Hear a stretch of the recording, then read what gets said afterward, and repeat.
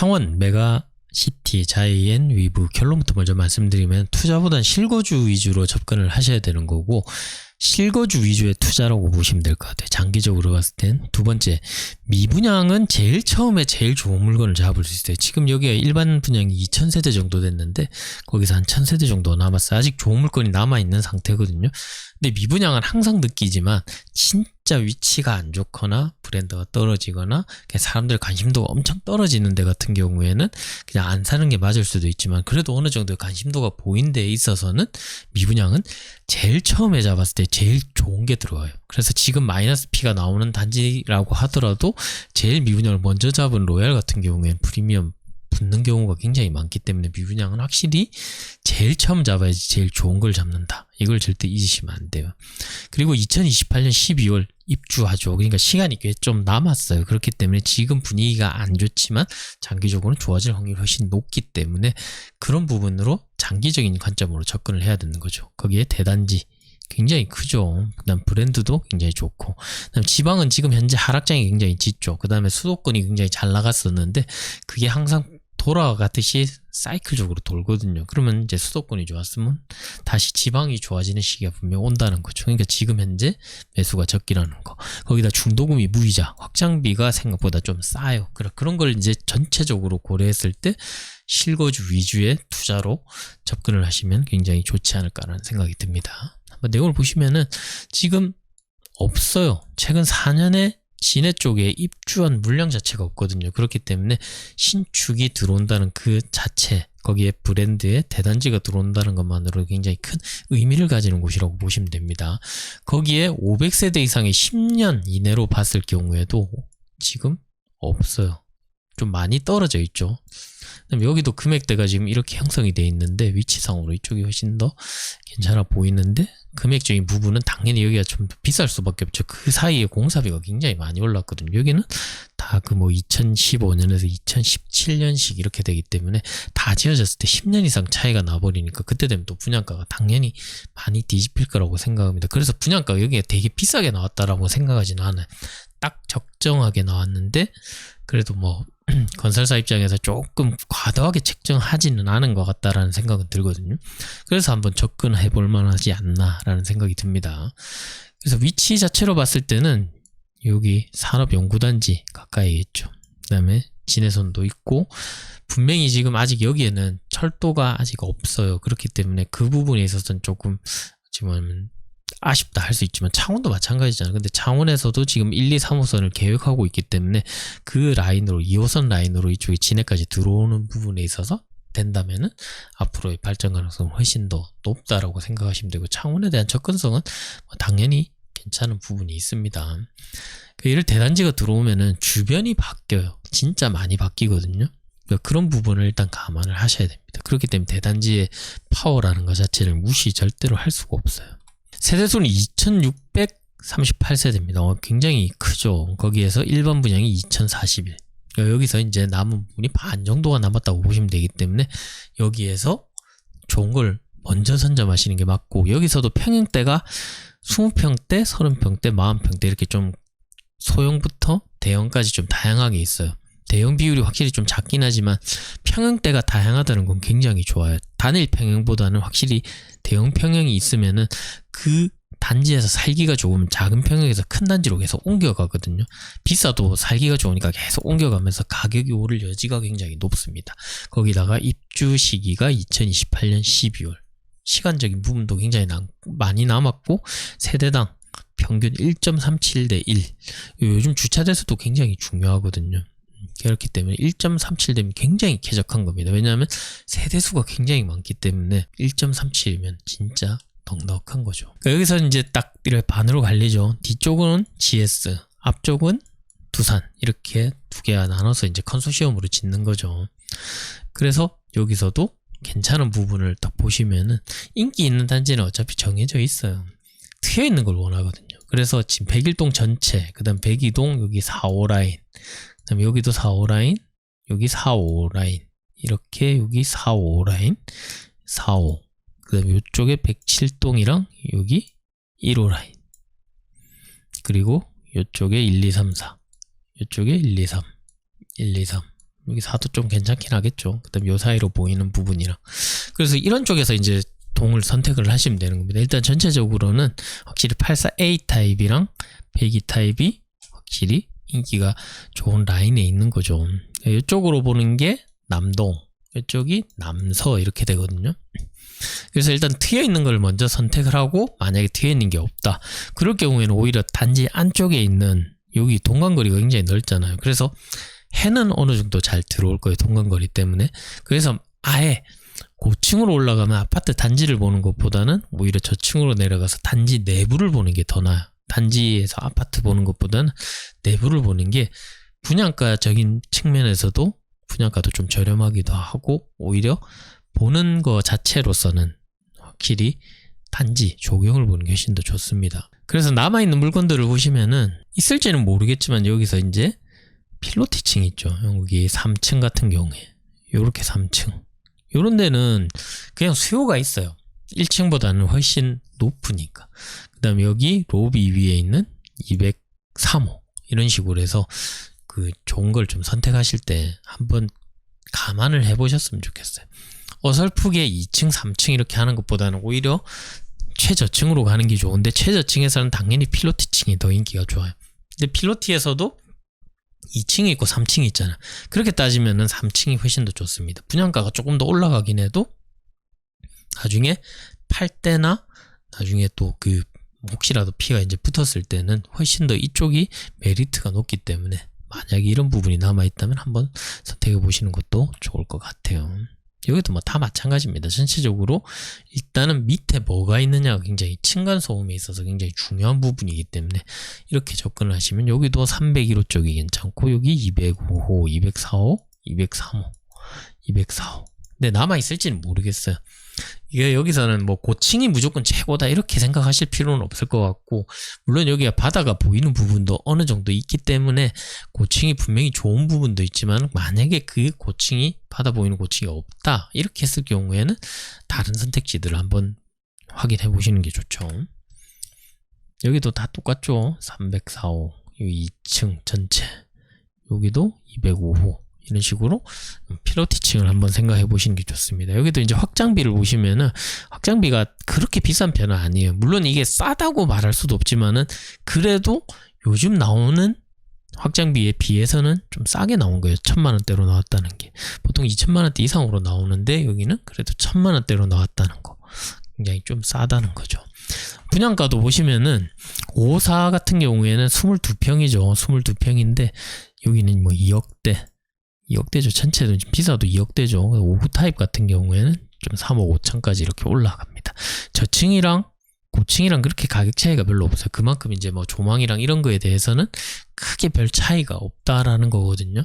만약에 조망이 굉장히 잘 나오잖아요. 그러면 조망 값이란 게 붙기 때문에 가격 자체가 그냥 기본적으로 분양가 책정 자체가 달라져요. 근데 여기는 분양가 책정이 별로 없는 부분에 있어서는 조망이 없다라고 보시면 되죠.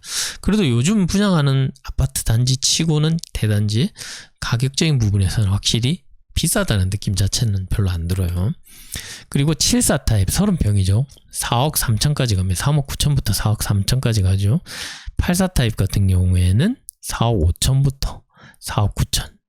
여기도 뭐 그렇게 금액적인 부분에서 많이 차이 나지는 않습니다. 물론 조망 나오는 세대도 있지만은 차이는 생각보다 많이 나는 편은 아니에요. 102 타입 같은 경우에도 5억 3천에서 5억 8천. 딱 그냥 스타일대로 그냥 가시면 될 것 같아요. 나는 저층을 선호한다. 그럼 저층 가면 되는 거고, 나는 고층을 선호한다. 고층을 가면 되는 겁니다. 근데 내가 만약에 팔 것까지 생각을 하신다면은 확실히 트여 있는 부분, 조망이 나오는 부분으로 가시는 게 맞죠. 근데 그거는 이제 분양 중에서도 최고 좋은 거기 때문에 제일 먼저 빠질 거예요. 그러니까 만약에 할까 말까 고민을 하다가 하실 것 같으면 차라리 미리 하시는 게 훨씬 더 이득이라는 거죠. 거기다 중도금이 무이자이기 때문에, 중도금 무이자인 아파트들은 대체적으로 전매가 좀 잘 되는 편이거든요. 그러니까 나중에 프리미엄까지 올라갈 확률이 굉장히 높다는 겁니다. 그래서 지금 현재로서도 프리미엄이 붙어 있는 상태죠. 뭐 물론 이게 거래가 될 수도 있고 안 될 수도 있습니다만, 아직 미분양이 남아있는 상태이기 때문에 쉽게 거래는 안 될 거라고 생각은 해요. 근데 이 미분양이 다 빠지는 순간 프리미엄으로 바뀌는 거는 여전히 당연한 거죠. 그래서 미분양은 빨리 잡는 게 제일 좋습니다. 커뮤니티 같은 경우에도 굉장히 좀 잘 돼 있는 편입니다. 기본적으로 있을 거는 당연히 다 있죠. 피트니스, 사우나, 골프 연습장, 스크린, GX, 라운지, 뭐 여기 독서실, 뭐 휴게실 있죠. 그러니까 일반적으로 있을 건 다 있고 세대수가 많다 보니까 그냥 기본적으로 커뮤니티 자체가 굉장히 커요.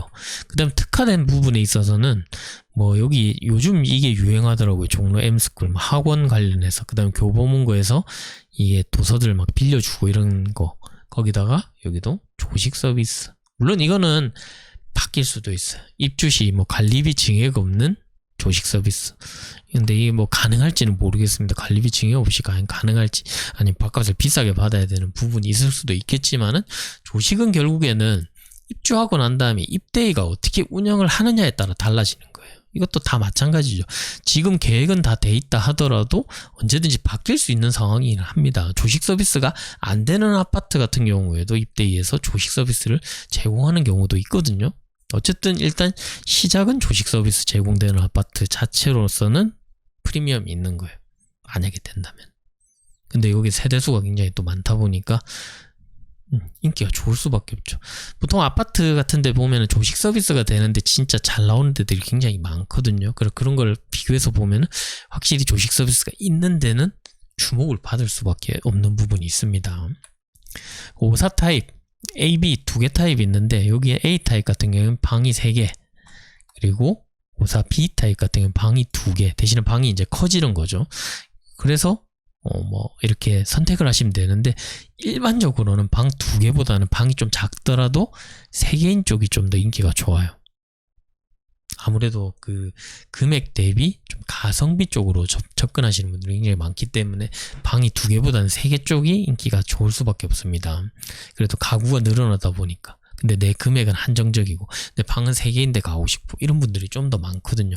혼자 지내시기에는 오히려 여기 B타입이 더 낫긴 하지만 생활이랑 매매랑은 약간 달라요.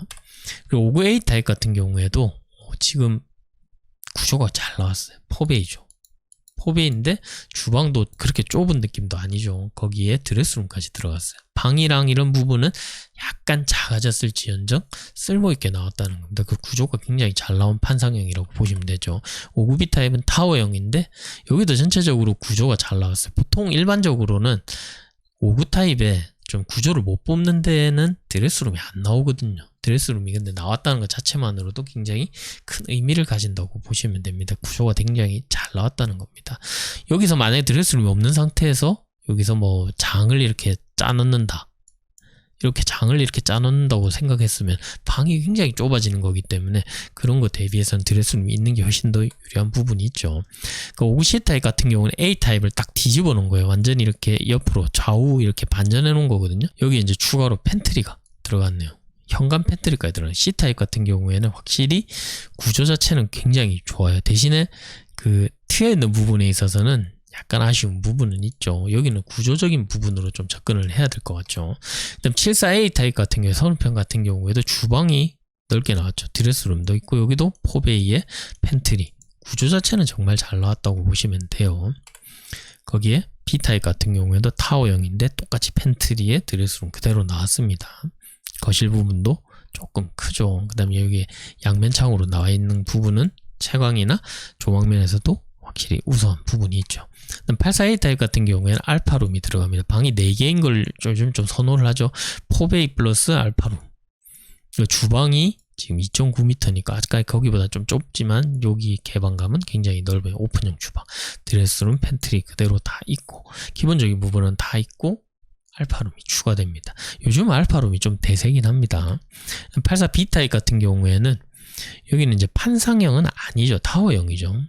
여기가 지금 안 뚫려 있기 때문에 맞통풍이 안 치는 건 타워형으로 보거든요. 그래서 생긴 모양은 타워형이 아니라 판상형처럼 생겼죠. 여기도 포베이 구조로 가게 되고 팬트리, 드레스룸이 좀 깊죠. 그다음 바람은 이렇게 통하게 돼요. 기역자로 통하게 돼 있어요.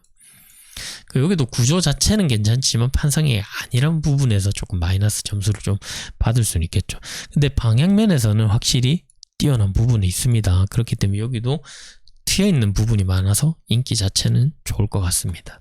84C 타입 같은 경우에 여기 같은 경우에 지금 이쪽으로 다 나있죠. 이쪽으로 나있기 때문에 위치상으로 봤을 때 트여있는 부분은 별로 없어요. 네, 여기도 타워형이고 거실 양면자. 여기도 구조 자체는 전체적으로 다 잘 나왔어요. 드레스룸이 2개죠. 여기는 안방 드레스룸이 있고 침실 3, 작은 방 쪽에 드레스룸이 하나 있고 팬트리까지. 그러니까 전체적으로 확실히 구조가 다 잘 나왔네요. 그다음 D타입 같은 경우에는 지금 나와있는 여기거든요. 여기라서 그렇게 트여있는 부분은 아니지만 판상형인데 바람은 진짜 잘 통하게 생겼죠. 알파룸에 여기는 베타룸까지 있습니다. 5룸이죠. 5룸. 대신에 이제 드레스룸이 좀 작아지고 팬트리 자체가 좀 작아졌어요. 대신에 이제 방을 좀 원하시는 분들은 할 수도 있지만은, 이걸 원할 수도 있지만은, 단점은 아무래도 거실에서 침실 1로 들어가서 다시 베타룸으로 들어가야 된다는 거예요. 그러니까 결국에는 안방에 딸려있는 서재라고 생각하시면 될 것 같고, 여기를 그냥 드레스룸으로 써야 되는 상황이 올 수도 있다는 겁니다. 그러니까 방이 5개지만 5개가 아닌 4개 느낌의 좀 접근을 하셔야 될 것 같아요. 그 다음에 여기는 창이 맞동풍도 치지만은 타워형처럼 이렇게 옆으로도 조망도 나오고 바람까지 통하기 때문에 환기성에 있어서는 진짜 최강이라고 보시면 될 것 같아요. 그러니까 여기도 또 어찌 보면 구조적으로 좀 접근을 하셔야 되지 않나 이렇게 생각합니다. 배기 타입 같은 경우에도 여기도 베타룸이 있죠.